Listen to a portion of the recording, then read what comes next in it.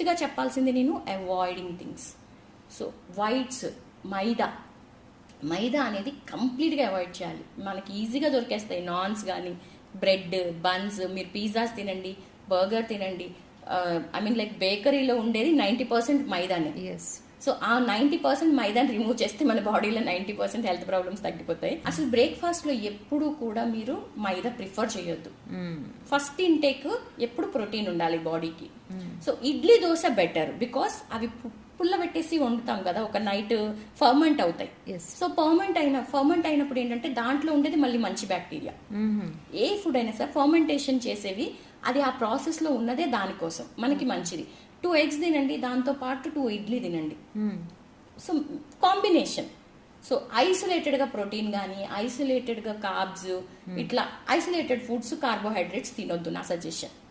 ఇక్కడ మీరు చాలా వెయిట్ లాస్ చూస్తారు.